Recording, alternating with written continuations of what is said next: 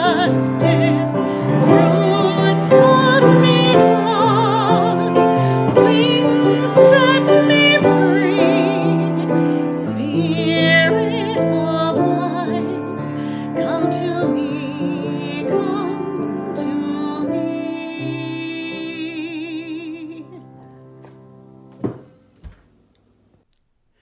Good morning.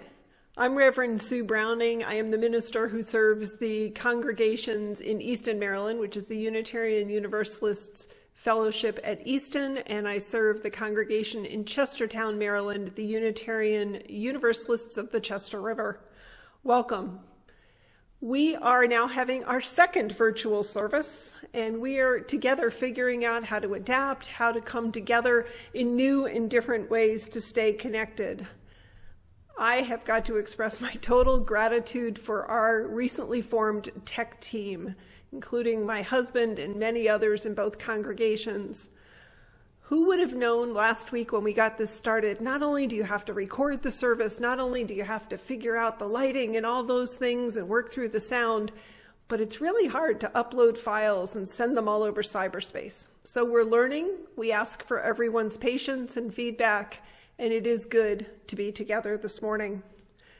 To our members and friends, which have found the link again, welcome. It's good to virtually see you. And to any folks, visitors who have found us online, it is wonderful to have you join us this morning. Unitarian Universalism is a faith tradition about deep inclusion. It's about bringing your entire identity with you each time we come together to worship, and we are so glad that you're here. If anyone has questions on Unitarian Universalism or on either of the congregations, please check out our websites. There's also contact information for me, and I can set you up with our member services groups. We would love to get to know you better. And then there's the coffee hour part. We haven't exactly figured that out yet, but we do want to report that one of the congregations had virtual our religious education last week. Another congregation, it turns out the choir managed to figure out how to have a party. We're starting to have meetings online. So if you would like to get your group together, you'd like to figure out a way to gather and you're just not sure about the technology, check in with us, check in with me, check in with the office, and we will have folks that can support you as we figure out new ways to connect. So welcome. I invite you to center. I invite you into this time of worship, this time of finding our place in the world. Our chalice lighting words this morning are familiar ones. We light this chalice as a symbol of the light within all creation.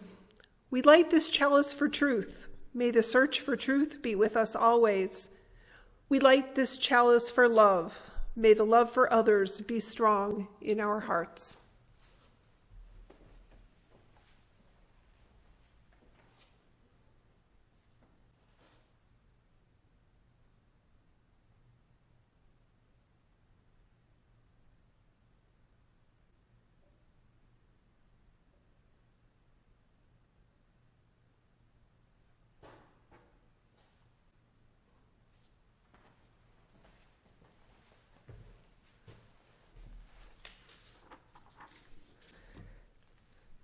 So now is the time in our service, we do something in both congregations called Thoughts for All Ages. And these are stories for literally everybody of every age. But I want to start out a little bit talking to our younger learners, because I want to talk to you a little bit about grown-ups. Don't necessarily tell them I told you this, but I think grown-ups get a little picky about words.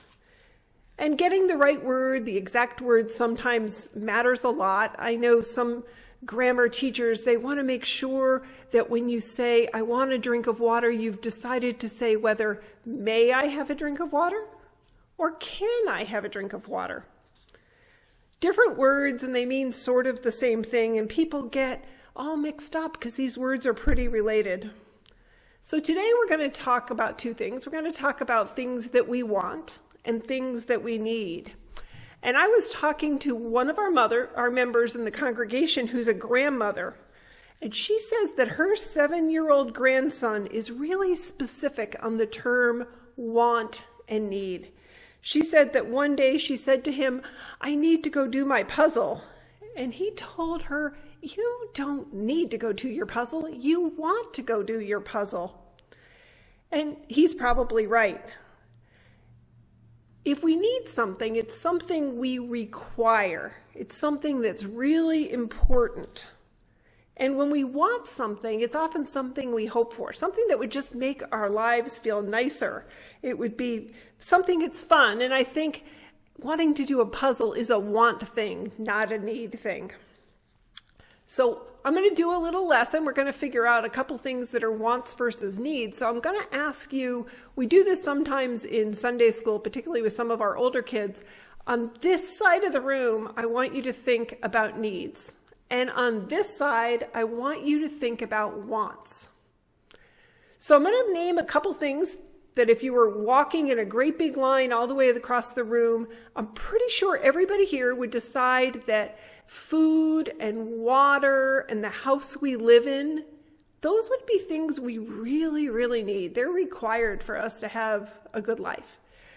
There's a couple things over here in the want category which are really, really good to have and fun, but maybe they're not needs. I was thinking here of maybe ice cream or riding a bike or doing puzzles. So here's a couple other things I'm going to ask you. Are they needs or are they wants? How about school? Need or a want? How about libraries? Haircuts? How about television? Is television a need or a want? How about music? How about friends? I think sometimes it's really hard. Actually, I think needs and wants are a lot closer together than we sometimes think they are. So I think as we think about what we're going through right now, we've got this virus going on. We talked last week about how we're trying to keep our friends safe and keep ourselves safe by staying apart, and we've had lots of things canceled. My guess is some things that we think we really need, like TV and Netflix, right now, those are some of the things that are keeping us going. They're keeping us curious. They're keeping us going. So I'd ask you to just reflect. Think about what's a want and what's a need. And here's the other thing. One of our other members asked us to think maybe not so much about worrying about whether it's a want or a need, but maybe to think about what it is we're grateful for. What is it about schools or libraries you miss? What is it about going outside and playing with friends and having a bigger group? And sometimes I think we may be asking questions about wants or needs a little bit differently. So that's the end of our thoughts for all ages. Your homework is to look about the wants and needs. And now we're going to do the part of our service where we center ourselves. I ask you and invite you into a time of reflection, a time of prayer. These are words from Elizabeth Tarbox. It's called A Prayer for Compassion. Spirit of life, I give thanks for the opportunities to love that present themselves in the turmoil of life. The times when light catches the tears of another's eyes, where hands are held and there are moments without words. Let us be present to them and alive to the possibility of changing. Let us seek to make another's well-being the object of our concern.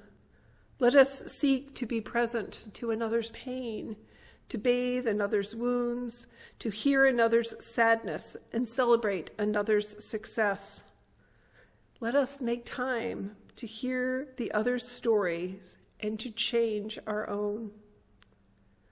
Let us stand in the morning in the damp grass, hear the syllables of bird song, and fill up on the sweet air that rolls over oceans and continents. Let us look up at the stars and the planets that fill the sky with majesty. Let us witness the fresh buds of spring and the brown sticks of winter. And for all this, let us be grateful. Let us not defend ourselves against the discomfort of unruly emotion, nor seek to close down our hearts for the fear of a new love will come and shake its foundations. Let us instead be open to discovering a new way of seeing an old problem, or appreciating the perfection of a seashell, or the possibility of a friendship. For in giving ourselves to what we do not understand, we receive life's blessings. And in taking care of one another, we are cared for. Amen, and blessed be.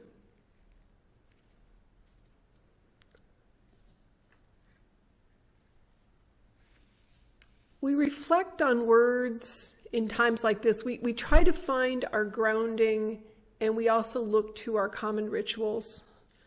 Now is the time in the service where we are going to share our joys and sorrows with one another, but we can't quite do that the same way in virtual times. It's sharing joys and sorrows, which are our individual joys and challenges and our milestones. It's how we build community, and we're going to keep trying to do that in these times of change. But here's the thing. That means we need to collect your personal joys and sorrows ahead of time, and we didn't do a perfect job getting the message out to everybody this past week, but we will ask over in the weeks to come if you can email them either to me or to the church offices by 2:00 on Friday. We will do our best to have them included in joys and sorrows. My husband, I've asked to help light the candles of joys and sorrows today as I read the pieces we've heard about. We light our first candle this morning, knowing of the losses in society, knowing losses from the virus, knowing the other places of struggle. We hold here our medical professionals, our first responders, the families who are struggling as loved ones are alone. All of that we hold in this first candle. It is a challenging time.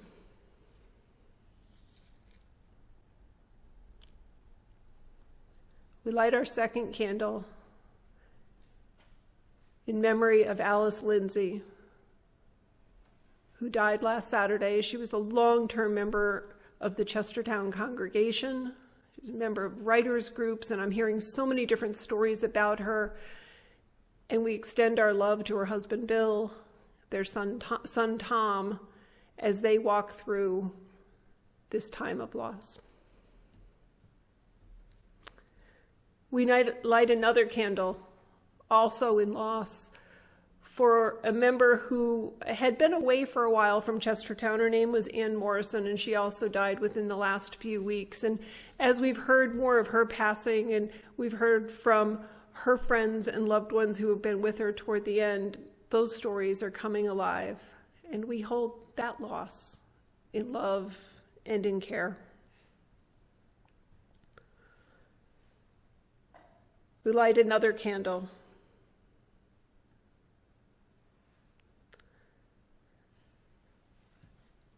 UUFE member Dwayne shared with us that his grandmother died this past Thursday. She was 97. She lived locally. He had many chances to visit her, and the family has had a chance to have a very small service. But that grief is fresh. We hold Dwayne and Amy and their family in love as they say goodbye to Dwayne's grandmother. We light our final candle today with the joy of hearing from members that are no longer living in the area, but are glad to hear from us as we've been checking in and calling names through the directory. We heard from Randy and Jane Bellows, just as an example. They moved over a year ago to another community, and they hold our fellowship in their heart and love, and it's just wonderful. We've heard not only from Randy and Jane, but from others who have been hearing from us and are extending their care and thoughts. I ask us to take some time here in silence and hold the joys and sorrows that have been spoken and those that remain in your heart.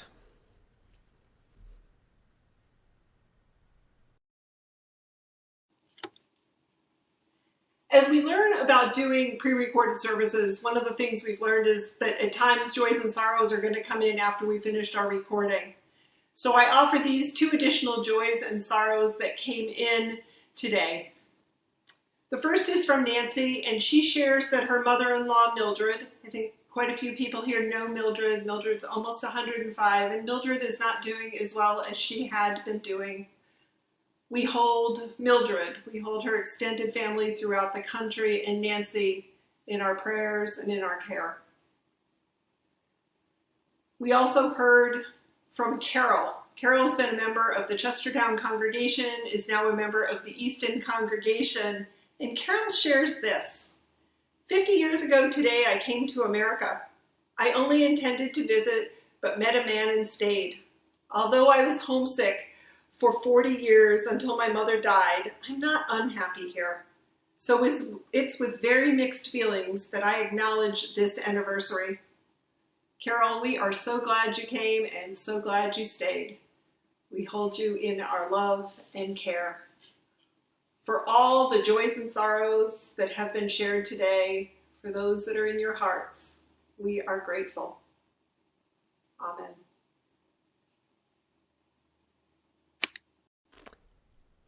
So our sermon title is, What Do I Really Need Today? What do I really need today? When I selected this sermon title early this week, to be honest, I was less focused on the word need and more on the word today. It was Monday, and I wanted to just look at Monday.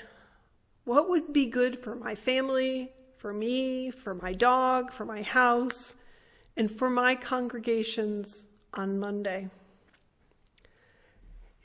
It was not a good time to look back and do a woulda, shoulda, coulda about our first virtual service. I know that we're learning. And I also just didn't want to get too far ahead. So I think it's a good question.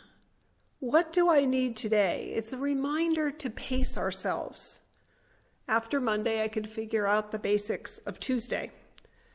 And then we get us to Wednesday. So on Wednesday, I started thinking about how can I have others help co-create this service, this second virtual service. And so I decided to give out homework. I started emailing this question around. The question is, in your experience, what is the difference between a want and a need? And how is your answer being shaped by the COVID-19 virus? I got several responses. I'm going to use those responses to do a bit of reflecting with everyone today. And I think it's a chance to hear one another, to sit back and understand some of the revelations that folks are having as they go through the experience at this point of a couple of weeks of social distancing. One of our members, not surprisingly, considered the children. And I'm abbreviating these from some of the write-ups I got in there. I'll just let you know that. But I think I've got the gist of what people were trying to share. She says, 4 months ago, learning how to have a virtual meeting with our RE kids would have been a mediocre want at best.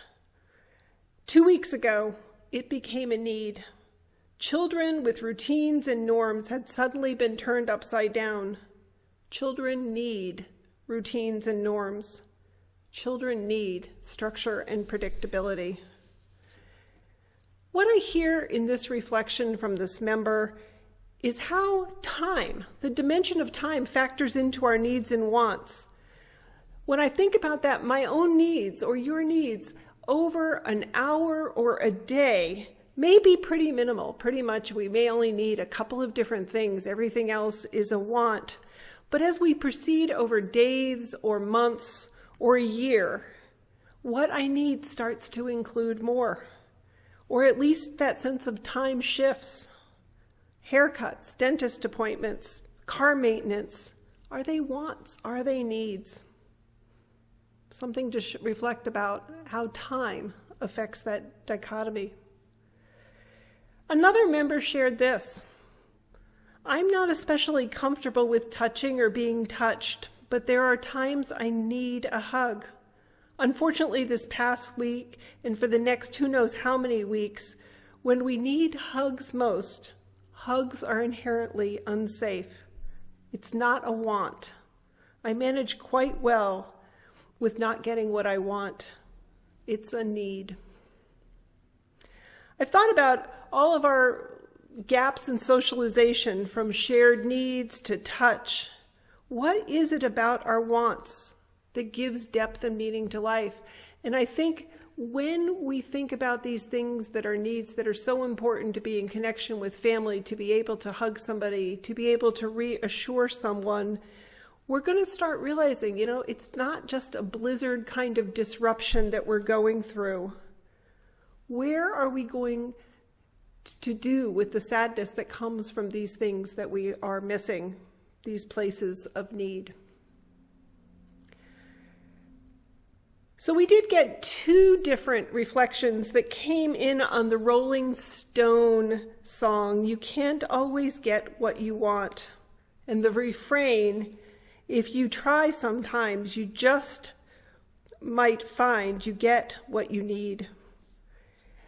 This member said that is arguably the most philosophically pertinent rock song ever sung. He goes on, "In my life in 1969, wants and needs were conflated, usually in a quest to impress some young lady.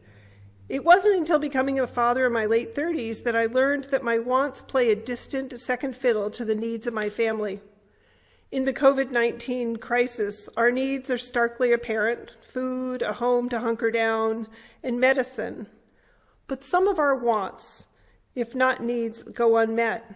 We long to see our children, both living in the New York hotspot, yet we can't visit them without risking exposure and having to quarantine upon return.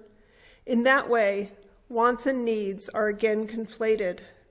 We all want and need for this to pass." Again, that blurring of our needs and our wants, that sense of lack of clarity as time moves forward. The other reflection on that same song, and this one comes from someone who admits to be a Beatles fan but said the Rolling Stones actually really got that one right. He shares that in many ways that song refrain is an anthem of my life. You can't always get what you want, but if you try sometimes, you just might find you get what you need. Many times in my life, he says, I didn't get what I thought I wanted: a job, a relationship, some imagined future. In dealing with the painful disappointment of watching these hopes falling apart, however, I learned to keep trying. Quite often, these were things I didn't even know I needed because I was too busy chasing what I thought I wanted. With this virus, a lot of things I wanted for myself and my family are falling apart. I don't know, and that just hurts. But I have faith that if we keep trying, we're going to get what we need. I hear some go-to mantras, a place where you may have a favorite song, a favorite adage, a sense of this too will pass, a sense that we're going to walk through whatever we're facing and come out on the other side of it somehow different. Somehow we will emerge, and we're going to learn and remember to keep trying, but to also be openness to those feelings of loss. I think both of those reflections remind me of that. It also reminds me that Let It Be is also a good song that holds a lot of value. So I moved to another way that folks are thinking about wants and needs. And earlier during Thoughts for All Ages, we mentioned the concept of gratitude. Where does gratitude fit in? We may not spend all our life trying to sort out what's a want and need, but what are the things that we are the most grateful for? So this member shares this: As a school community this year, we have been focusing on the value of gratitude, and we have spent the year asking teachers and students to keep a gratitude journal. Now that we are home and socially distancing, I do not think this exercise could have come at a better time. When we're told of a new cancellation or a new way we need to restrict activities, the sense of loss is real. And each day, I remind myself that I have what I need and that what I have is good. I am grateful for the health of my friends and family, the 26 rolls of toilet paper in my pantry, and the refrigerator stocked with food. We are blessed to have the access to friends and family online and schoolwork that can help us keep growing, and art supplies to keep us occupied. So we talked earlier about that value of gratitude, but here I want to think a little bit about technology. The online tools we're using to connect. Is technology something we want or something we need? Because right now, technology feels like how we are staying connected. Technology feels like something that's just above our needs for food and water and shelter in the hierarchy of meeting our needs. For those who don't have technology, I'd ask us just to take a moment to think about that, because not everybody has the same skills or access, or it may not even go by their homes. If we think about technology right now, it seems to be in the need category because we can't do some of the other things we're used to. Even going back to the old-fashioned phones, we're staying connected that way, and connection does seem like a need. Here's what another member shared, swinging quite a bit from the sense of things we need to how our hearts are feeling. And I quote here, "Until this recent pandemic, I thought there were only a few things I absolutely needed in order to live: to breathe, to feed my body, to protect myself and my family from danger. Those were the needs. I thought everything else I did because I wanted to do it. But in this middle of this pandemic, I want to do some things because I need to feel like I'm doing something for the good of the world. I want to volunteer at our local homeless shelter because I need to feel that I'm helping those struggling with independence. I want to make my best contribution possible by staying home and practicing social distancing. I need to feel like I'm doing everything I can to help protect our future." I think that this reflection, this sense that we all need to feel some purpose in our lives, we all need to feel like we're making a difference in whatever way that is, and it varies for many of us. Sometimes it's in the most basic of making sure we've made our own food and we've taken care of ourselves. Sometimes we're taking care of another family member. Sometimes we're working in the greater world, or we're helping church work, or maybe we're just even getting the technology going. I think there's something, as we think about needs and wants, that asks us to think about that. What is it we need in our hearts to do to feel we have a purpose in the world? So gratitude for the many responses, and gratitude for the ways we're learning from one another. And I want to close with the shortest response I received from a member. He reminds us of Buddhist teachings, and he says Gautama taught us everything which we view as a need is actually a want, except for the one true need, to experience life in this moment, in the here and now. So today, our sermon message is the sermon title. It's a reminder to ask one another, what do I need today? And I think, my friends, as we ask that question in gentleness, as we ask that question of ourselves, knowing that things are changing, We will walk through this well together. Take care, my friends, and as needs and wants blur, we're all reminded to turn to one another and ask for help as we try to work through one service at a time, one day at a time. May it be so. Blessings.